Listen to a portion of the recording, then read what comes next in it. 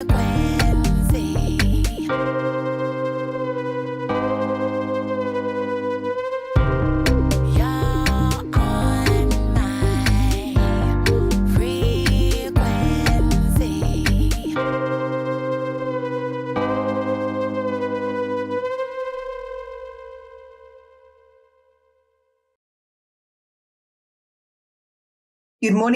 morning, and welcome to another episode of On the Couch with Creatives. I'm in the UK, so I say good morning, but good afternoon or good evening if you're anywhere else in the world. I'm Melanie Perry. I'm Julie Hyde-Mew. And this is On the Couch with Creatives. Followers of the show will know that we are part of the Creatives Network, the professional network for the creative industries. No matter where you are in the globe, no matter what your creative industry, we help connect you, develop you, and grow your creative business together. But this is On the Couch. So Julie, who do we have on the couch today? Today we are talking to screenwriter and film director Max ALBRECHT, who specializes in horror, science fiction, and fantasy. Thanks for joining us, Max. Hello everybody. It's great to be here. Well, thanks for joining us. So I want to ask you, why, after studying physics at university, you became a filmmaker? Yeah, it was a bit of a logistical jump. The thing is, I had always been a bit of an all-rounder, I suppose. I was always doing creative things even before university, and even during my physics studies, I was still doing creative pursuits. But I just realized that after 4 years of studying physics, if I didn't go and fulfill a PhD position on a particular team, someone else would fill it. And I realized that the most unique thing that I could do with all my ideas and things was to go into something that combined all those creative pursuits. So filmmaking, because I can talk about visuals with the cinematographers, I can write creatively, I can work with other actors, and I can chat music with the composers. Fantastic. And does your background in physics help you at all with your creations? It certainly does. It certainly does. On the writing stage, it's great for grounding sci-fi. There's this interesting principle that you're allowed one get out of jail free card with writing sci-fi, and then you've got to be consistent with all the consequences of that choice. So maybe you allow faster than light travel, and then you've got to think about, well, what does that mean? So it's great from a content point of view, but I find it also really helps just on the practical day-to-day thing on set, really, because you're there thinking about, okay, well, how would the light be hitting this person here? And, what can we stylize while still keeping it believable? And how can I drink my coffee and hold the camera? That too, yeah. Extra arms would be nice, but yeah. Basic physics. Indeed. So why do you have a fascination with science fiction and fantasy and horror? I think this probably goes back quite a while. I was born 10 days before Halloween, which meant that I always did Halloween costume parties growing up as a kid. And so I think I just always associated monsters and scary things with fun and celebration.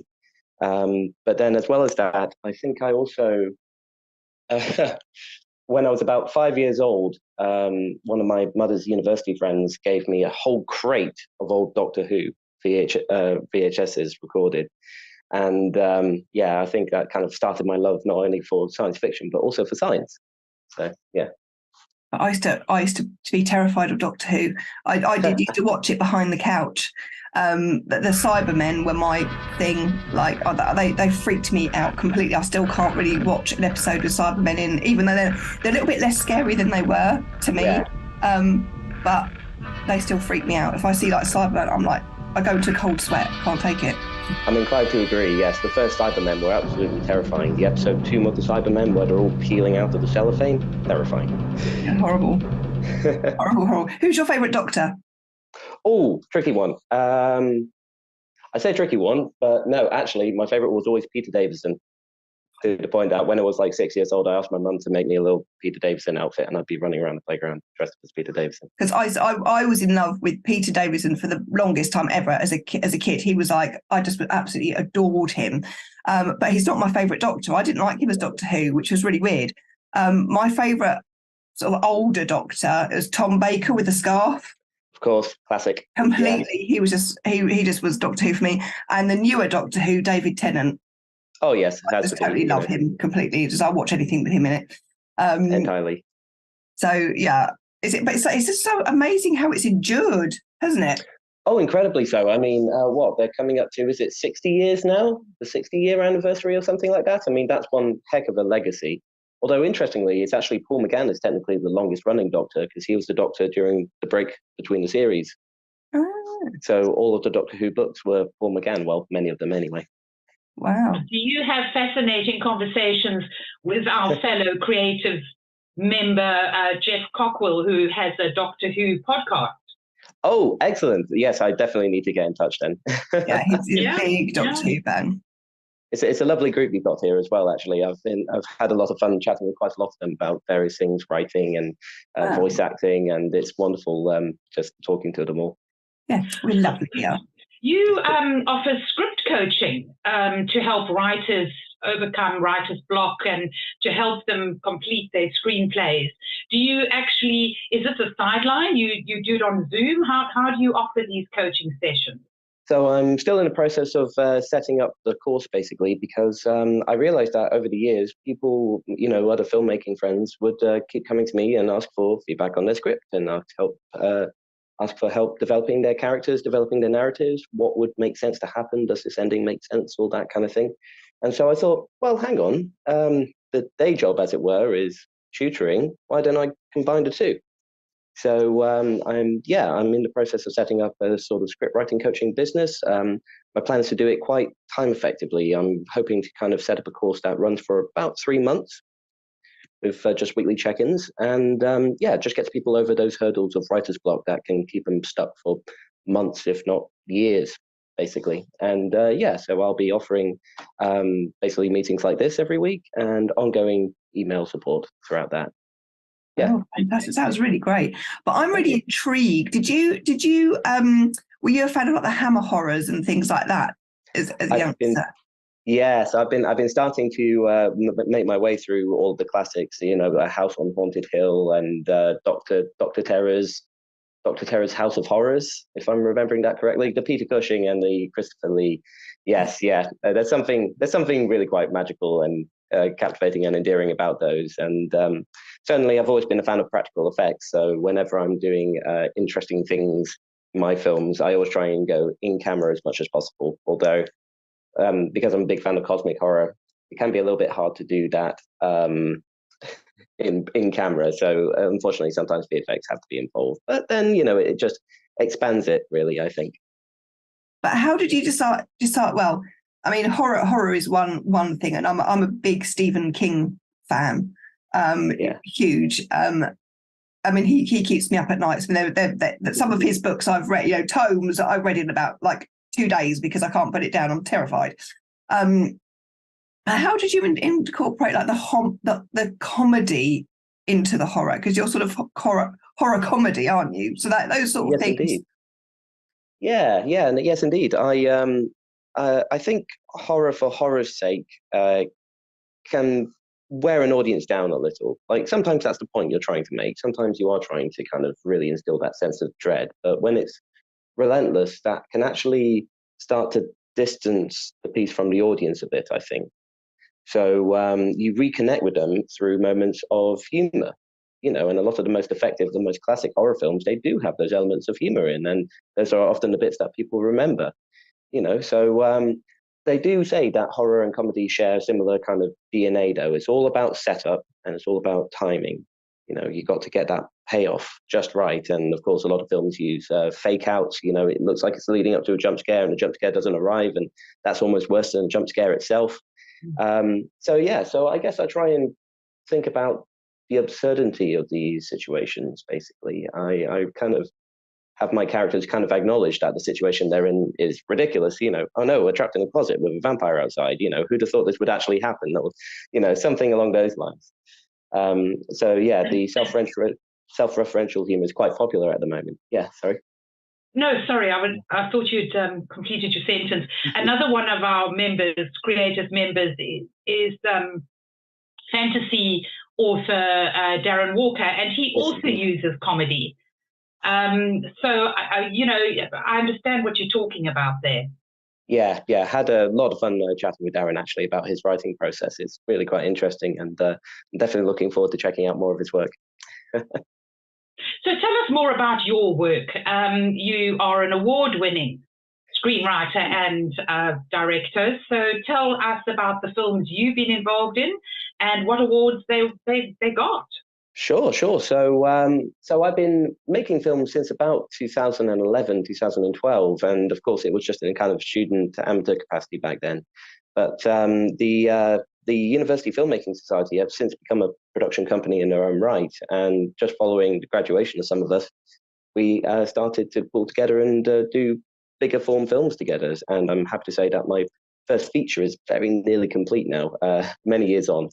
But yes, as for films I've actually completed, my first independent film was called Les Hameaux des Valises. It was actually a French film. We shot it in Provence. I was visiting people over there because Dad had connections over there. And I just tried to really kind of capture the atmosphere of the place, out in the countryside there. It really is like time stands still. You find all these strange relics out in the kind of dry scrubland and that kind of thing. And I wrote it around that. And I believe that won a best cult film or best low budget film in a couple of festivals. But the main breakaway hit has been Jester. So Jester was in 2019. It was a horror comedy. It's Scott Pilgrim meets H.P. Lovecraft. It's about a rock guitarist in a band, and he can see this world of monsters that surrounds us all the time. But we can't see and interact with, and he can, and unfortunately that means they come after him. And so he's there trying to protect his bandmates who are oblivious, and he's trying to protect his flatmates, and with mixed success. And we created that as part of the 1K challenge run by the National Youth Film Academy, and that awarded us £1,000 of funding and gave us a deadline of 3 months to deliver the film. Oh. So it was tight. It was a tight turnaround, but we did it. And it's picked up best short horror. It's picked up best special effects and special effects makeup. It's picked up best cult, best low budget. We've been in festivals in Tokyo, Canada, America, Europe. It's done really well, surprisingly well for the budget and the time constraints. So I was very grateful for that. And it even found distribution on Prime Video, and we're hoping to expand the project into a whole series, starting with a sequel later this year. Wow, that's fantastic! Brilliant. And your feature film? This one is a short. It runs at about 18 minutes, but this one is going to be more sort of towards the half-hour mark. We're looking to set up a series of roughly half-hour episodes. So yeah. It's fascinating. I can completely sympathise with your deadline. When we were doing Scooch, our comedy Scooch, as I say, I mean that was just a 10-minute film that took 4 months in post-production. Yeah. And I had to cut it off because I did promise the guy, everybody that took part, that I was going to get it on the film festival circuit, and I got to that point where I had to say, right, it stops now. It's good enough. It has to go, because otherwise I'd still be playing with it and it would just never, ever be ready. But sometimes you just have to walk away. You say, right, it's good enough. We're just putting it in. 100%. Yeah, no, you do have to give yourself the cutoff, because it really does become how long is a piece of string. Color grading in itself, you can analyze this till the cows come home, and it's like, is that even blue anymore? What even is blue? It really messes with your eyes. Yeah, you can go blind to it, can't you? I mean, I did with the sound. I did all the sound engineering on mine, and I didn't really know what I was doing. To be perfectly honest, I sort of learned it as I went, and I did almost get deaf to it, And I got to the point where I'm thinking, I don't want to hear any of this ever again. If I ever hear anything to do with this film ever again, I'm going to die. I think it'll be the same for me when I finally finish off the 2 feature projects at the moment. One of them we've been working on since 2020. The other one we've been working on since 2017. So I am looking forward to a bit of a holiday after the amount of time with them occupying headspace. Yeah. But it's quite nice to revisit when you have walked away, because we had ours screened down in Horsham at the Horsham Film Festival. And it was actually nice to see it on the big screen after not having seen it for a year. Yeah, yeah. It's really refreshing to see it with fresh eyes. And actually, Yeah. you really do see many more of the merits of your work, I think, because you get numb to those when you're just living inside a project for weeks and months on end. You start to only think about, oh, that was a tough shoot day or that kind of thing. Yeah. But then you see it and you're like, oh, okay, this actually looks and feels like a proper film. Yeah. I was quite pleased. I was like, actually, the sound's not that bad. Exactly. It sounds quite good, and it was quite nice. Yeah, it was not. It was a nice experience, but but until that point, I don't think I'd even looked at it. Yeah, you have to give yourself the time away, and it helps you be objective. It helps you take that perspective of an audience member, because of course you have to have that in mind when you're making your film projects and things. You have to think, the average person who walks into a cinema and sees your film or hops online and sees your film, they don't know about what went into making it. They don't know about good shoot days, bad shoot days. You've got to kind of go in completely open and not too judgmental, because of course the audience will judge your work eventually. But but if you go in with that judgmental attitude, I think it can close you off to taking creative risks. Why don't you throw a slightly more stylized color grade on? Why don't you do something more interesting with the sound effects, all that kind of stuff? Yeah. So what would your top 3 tips be for aspiring filmmakers? Ooh, okay. So if there are any young filmmakers here in the audience, make the most of that. What I mean is that there are loads of competitions and festivals out there that have special categories for if you're under 25. And that can really give you a good in, because, people, not to say they give you a get out of jail free card, but they don't give you a free pass or anything, but people are very interested to see what young people specifically are making. So if you're under 25, make the most of all of those opportunities. Get on Film Freeway, have a look around. The other thing I would say is be careful with your cast and crew, insofar as that it can be tempting to just get all your mates together and everything. And, your mates might have some really cool ideas and all that, but, are they going to be able to kind of like be professional effectively? Because your first couple of film shoots are going to be, it's going to be a learning curve. It is going to be a little bit more picking things up as you go along. But don't just ask your mum to be sort of your producer and your editor and your sound person and everything. And that's, I suppose, would be my third tip. Try to avoid multi-rolling where you can, because it can be very tempting, I think, for filmmakers to set out and immediately want to be the screenwriter, director, producer, and editor. And I've now had to do that on a couple of things when I was starting out. And the whole jack of all trades, master of none thing. It's the whole, if you divide your attention across too many things, then actually every single thing you do, maybe the quality starts to suffer a little. So don't be afraid to work with bigger teams.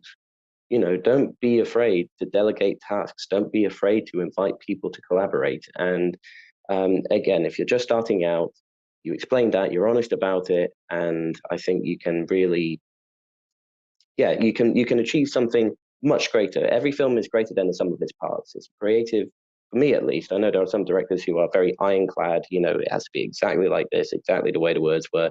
But for me, I like to think of it, it is a collaborative process. It's every film is this mutating, evolving life form.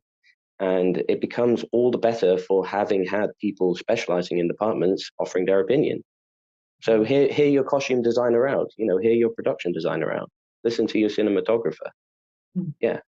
So it's all about the teamwork for me, anyway. I would completely agree with that, because you can get overwhelmed. Completely. Filming. I mean, we've all watched films, haven't we, where there's been dips in continuity and things have been a bit off and blah, blah, blah, blah. And the public loves, oh, that's wrong. But if you're trying to do everything, you can't keep your eye on the ball all the time. And I mean, Julie, she did proof a lot of what I was doing with the sound. But again, it got to the point where it was kind of like, I've got to stop now because I can't carry on with it anymore, because I just can't. I don't want to do it anymore. But even with editing, never mind that you need to get certain people who, for certain tasks.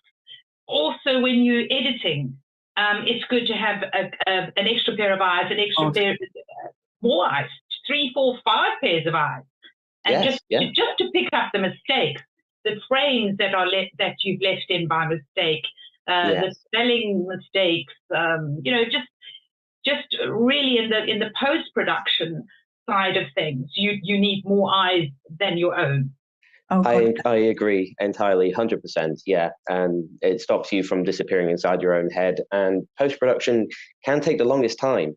So having other people to kind of hold each other accountable really helps speed that along. And the reason why the features are coming along as quickly as they are now is because I finally stopped trying to do it all myself. I finally opened it up to a bigger team, and it's great. Things are really kind of zooming along now, and I just think, why didn't I do this years ago? It's just hard to let go sometimes, isn't it? When you've got a passion project, it's your baby, and you think you know best and blah blah blah. But actually, if you can say let go of certain things, it is better, because no one person can do it all. Yeah, exactly. And I think also maybe when you're starting out, you do get a little bit self-conscious and a little bit shy about your work. You're a little bit shy to go to someone with post-production sound if you realize that, maybe the sound on set wasn't great and that kind of thing.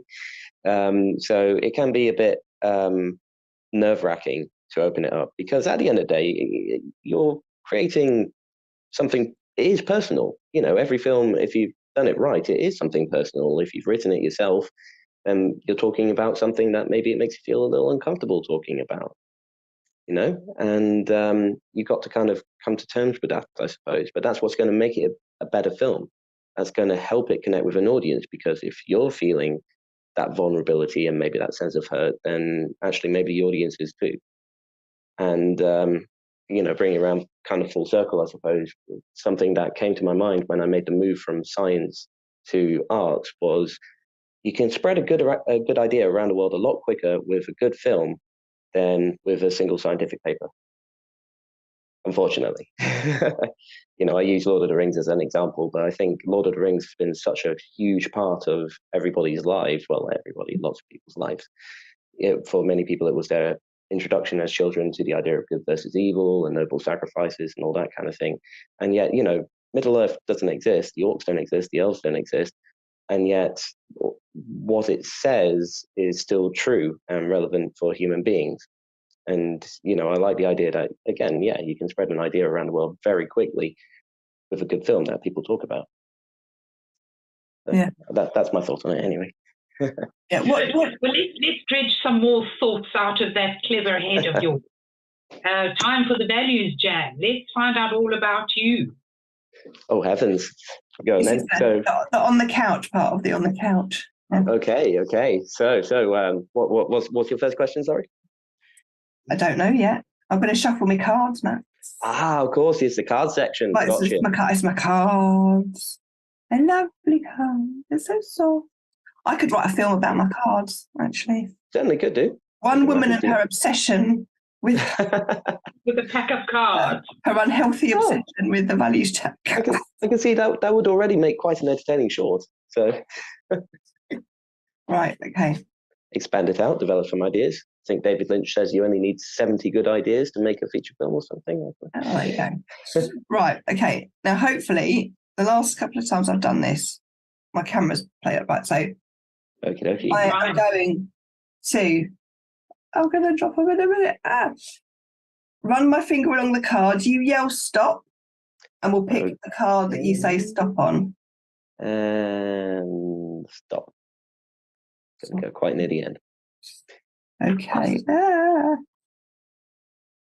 Oh, okay. Right. We have got, you picked openness. Openness. Oh, right. Oh, well, that follows on nicely from what we were talking about.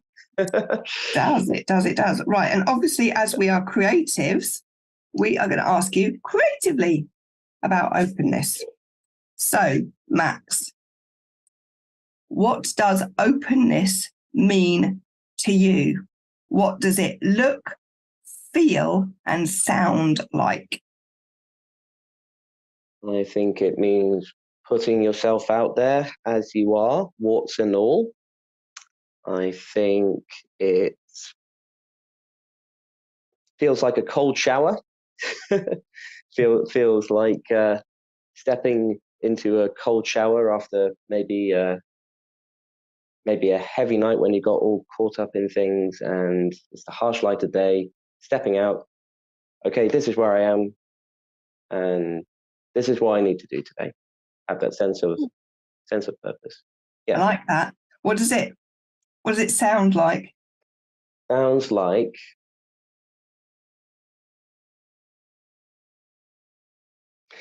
just a single voice. It sounds like just a single voice. No frills, no bells, no whistles, anything like that. Just a solitary human voice. Just saying that this is me. Oh, okay. Like it. Cutting it right back. Well, before we do sign off, I do want to play your trailer that you sent me. So can you just talk us through a little bit about that, and then we'll play it out before we end our show? Yeah, absolutely. Okay, so this trailer will be for the Bronze Abstraction. So the Bronze Abstraction is actually my second feature. I haven't finished the first one yet, but that we ended up running this one in parallel because things seemed to just like line up perfectly for it. So it seemed too good an opportunity to pass up on. So the Bronze Abstraction is about a struggling artist who is preparing to sort of leave the city life that she was attempting, and her uncle tasks her with identifying the maker of this particular sculpture in his collection. Very unusual sculpture. However, the more she goes digging into it, the more she finds it's got a bit of a history, and weird things start to happen around it. And I don't want to give too much away. So this was an early work in progress trailer from just footage from the first couple of shoots. And this was back when we were really hoping to release it in 2021. Unfortunately, we've had a few health issues and a few scheduling issues, and post-production takes time. So it's hopefully coming out later this year now. So coming soon, 2023, not 2021. Well, but, it sounds exciting, and let's just take a look.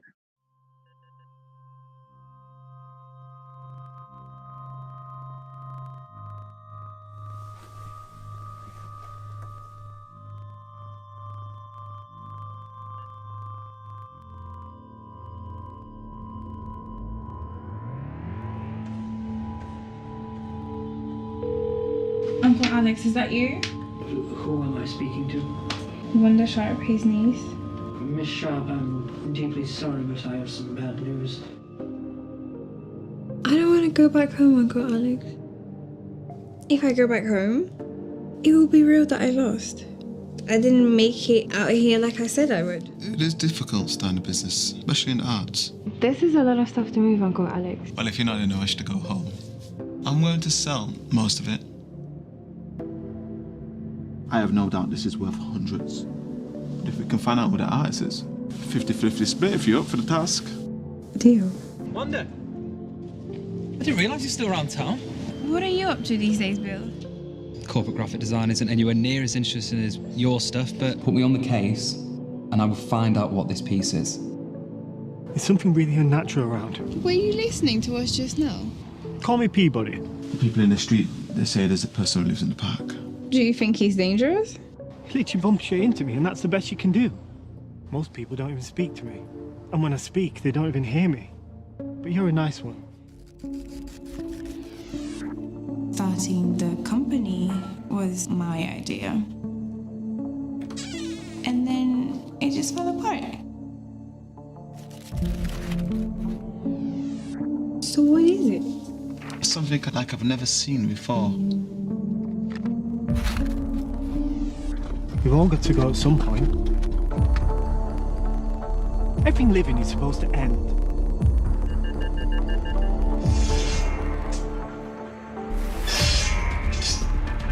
Remember, you are what you consume.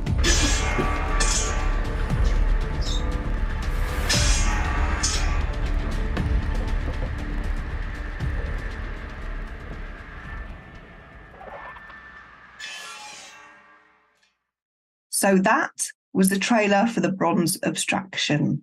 and it looks very fascinating, and I can't wait to see the full thing, Max. Thank you so much. I'm very excited too, and those visual effects are coming along a treat. That was the base stuff there. Just wait till we're done. Oh, fantastic. Well, Max, thank you so much for taking the time to come on the couch with us today. It's been an absolute delight talking to you, and I know that we'll have you back on the couch again when your other movies get made. We do have Max's contact details going across the screen as well, so if you are interested in contacting him for copywriting help, ideas help, booking on his course, give him a follow, find out what he's doing, and find out how he can help you develop your screen and script ideas. I'd love to help out. At the end of the day, I like telling good stories, and I like helping people feel like they're expressing themselves, especially if they're just taking the first steps into it, because I know from experience it can be scary. So yeah, but then it's a good thing to like scary things anyway. Oh, brilliant. Story of your life. Indeed, all terror. All terror. Well, thank you for horrifying us a little bit today. It's been wonderful talking to you. No, it's been an absolute pleasure. I really, really appreciate it. It's really nice to talk about it. Get so busy doing things that you get to talk about them every now and then. Yeah. No, so I really appreciate it. Thank you. It's lovely. Thanks so much. And thanks to our viewers for joining us as well. But until next time, we'll see you.